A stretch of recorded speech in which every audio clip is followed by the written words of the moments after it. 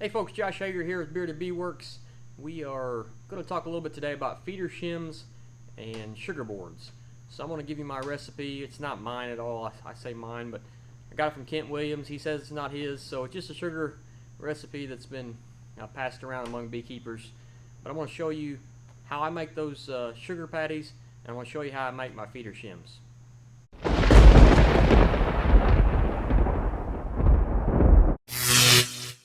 We're in the wood shop doing a little work today, working on a little honeydew project for the wife. But while we're out here and got the table saw out, we're going to build a few feeder shims. So if you've seen some other videos, I do feed some dry sugar when I'm, in kind of an emergency situation, if I don't have time to feed up or something's light, or like this time of the year where bees are burning through some food stores. You can pop a shim on there with some sugar cake or an emergency situation. So I'm going to show you how I make my feeder shims. I built a shelving unit the other day and just have a few pieces of a piece or two of 2x4 left. So we're going to rip these down to 3/4 of an inch, and we're going to build some feeder shims. So let me rip them down, and we'll take it to the next step of the process.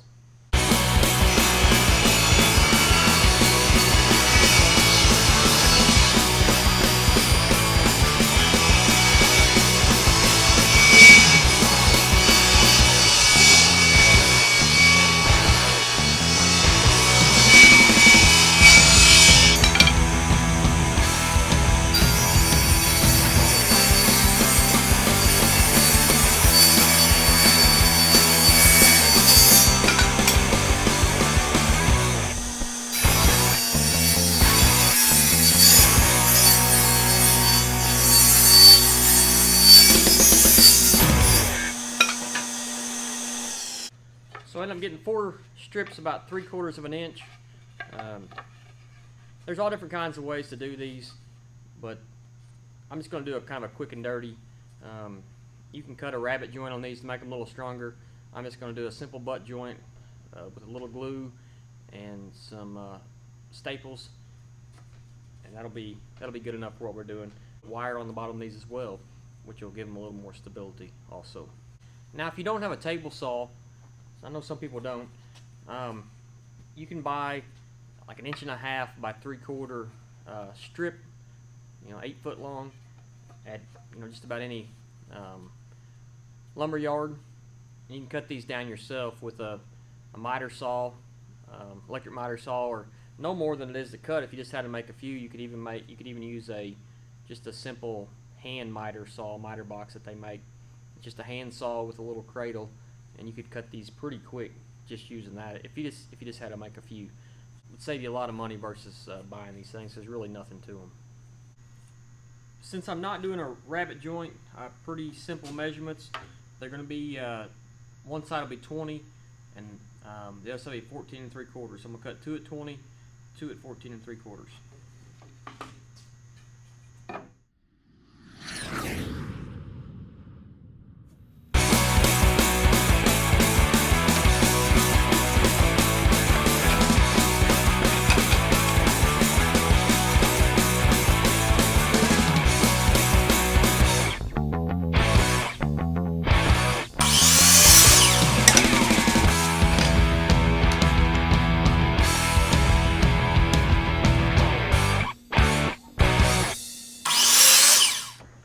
So I've just got a cheap 1/4 inch crown stapler from Harbor Freight, and I'm shooting I think it's about 1.25 inch crown staple. You could hand nail these as well. Like I said, this is all stuff you could do with very limited resources if you had to, if you want to save a little money.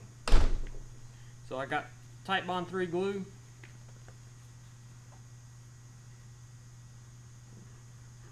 Very important part.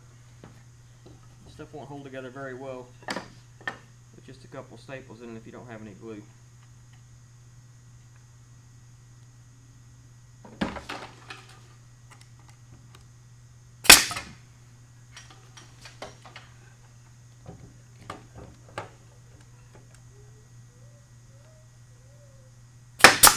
I'm going to put a couple staples in each corner. Kind of check for squareness as you go.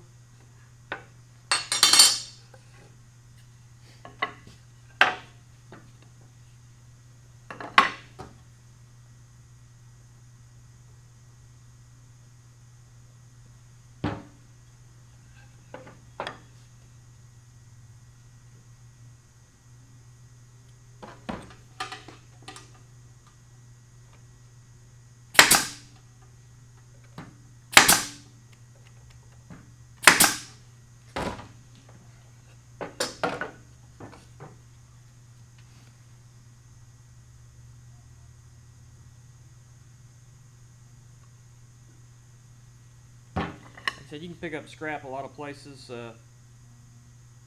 Projects you've done, construction sites, just of course ask for permission. Do a little dumpster diving.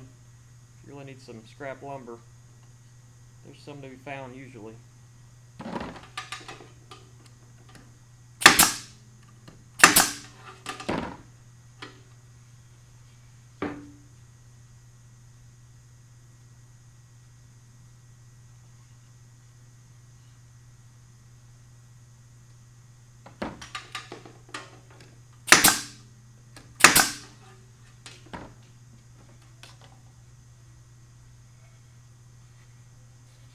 There's a one feeder shim.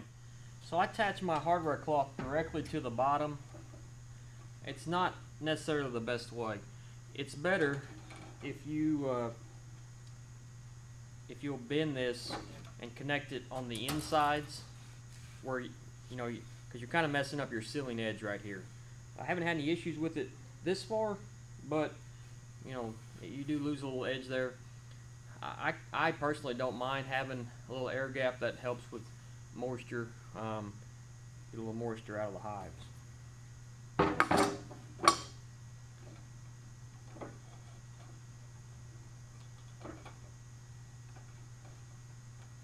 So I'm going to change my staple size. I'm going to turn my air pressure down as well, because I don't want to cut my wire in half.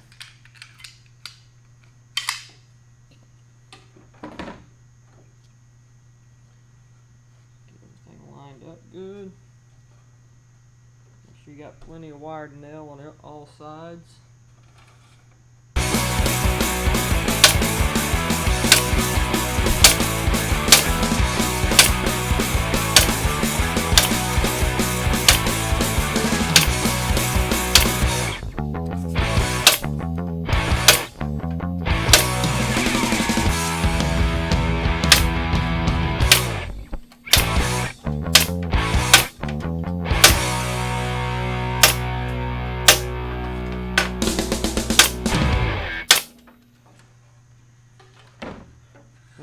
There it is, one feeder shim.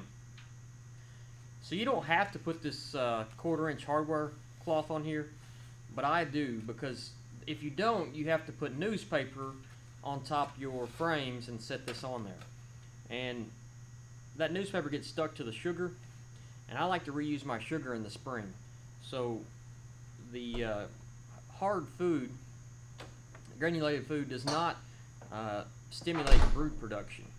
So when it gets closer to trying to really ramp up brood production, I'll take the hard food off, the candy board off, and I'll melt it down, make sugar syrup, a thin sugar syrup, like 3/4 to 1, 3/4 part sugar, 1 part water, and try to stimulate the bees to rear brood. And if you put the newspaper down, that newspaper gets stuck to your sugar, and then you have to try to separate that. It really just makes a mess for me. But like I said, you don't have to have this if you're not worried about that aspect. We just got back from the 2022 Hive Life Conference. Man, that was a blast. If you guys missed it this year, you need to be there next year for sure. You won't regret it. So one of the topics that we talked about at the Hive Life Conference was nutrition. Kent Williams gave a talk on that. And right before we left to go to the Hive Life Conference, we got into our bees, and I'll put the link to the video in the description below here. We got in our bees, checking for weight, and some were a little light. You'll see in there that we fed some of the bees up with sugar syrup. Some of them were a little light when we got down here to Tennessee and we moved them, so we put sugar patties on those. When we got back in them, some of those hives were light. A lot of the sugar patty was already eaten. Like we talked about in that video, the bees have really been flying a lot with these unusually warm temperatures. They've been burning through the stores. So the sugar patty recipe that I use it's in the description of that video, and I'll put it in this description as well. But we're gonna make some more sugar patties tonight and get them ready to put on. Tomorrow's gonna be our kind of our last warm day for a little bit. And while our bees are doing okay, we don't want to take any chances. We're gonna put a little extra sugar on them.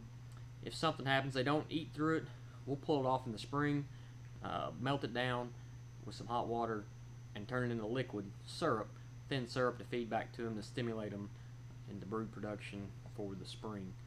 But Kent Williams talked about nutrition and different aspects of that. This recipe is one that I got from him a while back. He'll tell you this is not his recipe, he got it from somebody else. But I did get this from Kent. It's probably pretty similar to what he gave at the Hive Life Conference, if not the same. This recipe here calls for 25 pounds of granulated sugar, 1 quart of apple cider vinegar, 3 tablespoons of citric acid, like you would use for canning, and then you can add 3 tablespoons of Honey Bee Healthy. I don't really use that stuff anymore. It has its place, you know. It does. They do like it. They will take it, you know, take syrup and this sugar brick very quick. But when you use it in liquid feed, it can encourage robbing.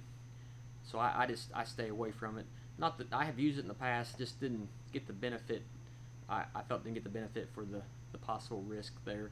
It does help with other things too. It helps sugar syrup to hold longer before it ferments. But like I said, I just choose not to use it. So the way I make these a little bit different than the recipe. I do about 20 pounds at a time in a 5-gallon bucket because it just mixes a little easier. So I kind of eyeball, you know, I haven't broke it down. If you want to, you want to be precise, you can break it down and get the right amounts of apple cider vinegar and citric acid for 20 pounds of sugar. But I just kind of eyeball it.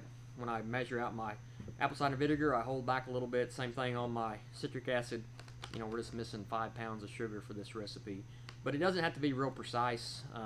The citric acid and apple cider vinegar just help keep it from going bad, molding, and then the apple cider vinegar gives it some moisture to hold together.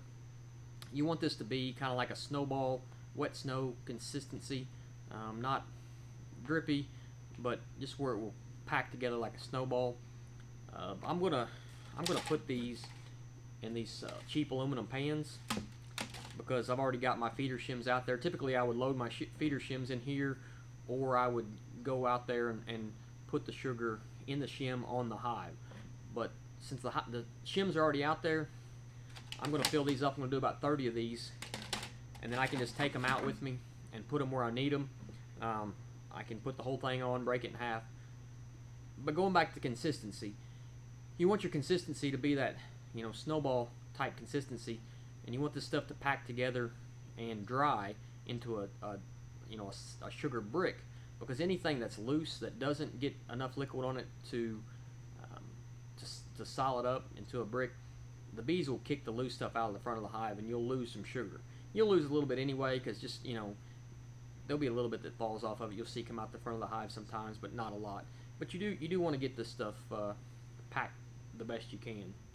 So like I said, we'll put everything in this bucket, and I'll put about 10 pounds of sugar. I'll put 1 bag of sugar, put about half my apple cider vinegar, half my citric acid. I mix it a little bit, another 10 pounds of sugar, the other half of the other ingredients, and then stir it really good with a drill and a mixer.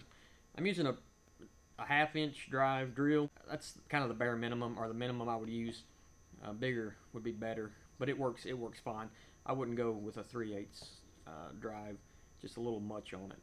But we're gonna get things squared away here, and we'll start. Like I said, we'll put 10 pounds of sugar in to start.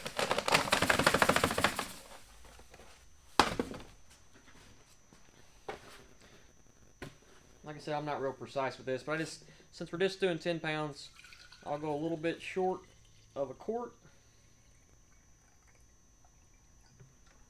Something in that neighborhood. I'll put roughly half of that in there.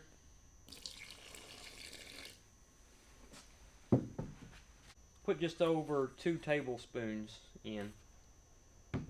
I'll mix that up really well.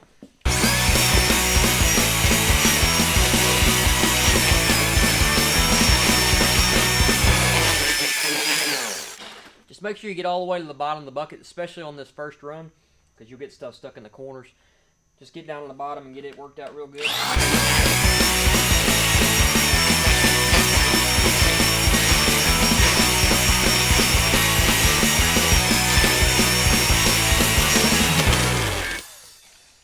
If it's not too cold, these things will typically set up overnight. The other thing you can do, if you have a warming box for your honey, you can put these in, overnight and help them dry and solidify. So we're going to put our other half of our sugar in. The rest of our apple cider vinegar. And I try to spread this around the best that I can when I'm putting it in. It just helps it blend that much better. We're going to put we put 1 tablespoon before, just a level tablespoon, so we're going to put a heaping tablespoon this time. Like I said, this is not exact science. And we're going to mix it all together.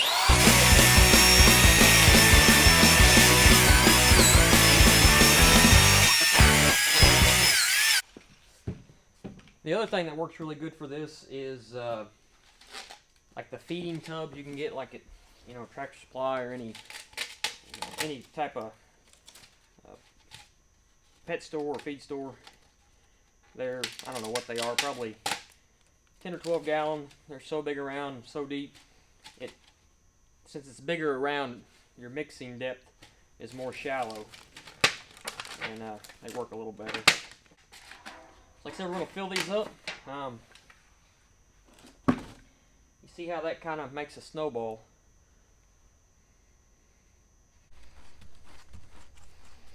Just pack that in there really nice.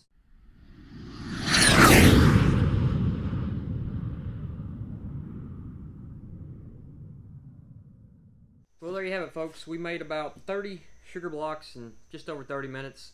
Used about 80 pounds of sugar. So we're going to let these set tonight. I'm going to spread these out around the shop and maybe put a fan on them. Just get some air on them and help them dry out. Like I said, you can put them in a honey warmer if you've got one. Just warm them up and help the drying process. These things will get pretty hard and they should come out of here fairly easy with it being a tapered pie pan. We appreciate you watching. Check out the description of this video here to get the recipe for this these sugar blocks, and to check out our video on brew production and food stores. If you like what you see, hit that like button and subscribe to our channel. Like I said, this year we're going to try to put out some good videos that'll help us all become the best beekeeper we can. Thanks again for watching, and we'll see you next time.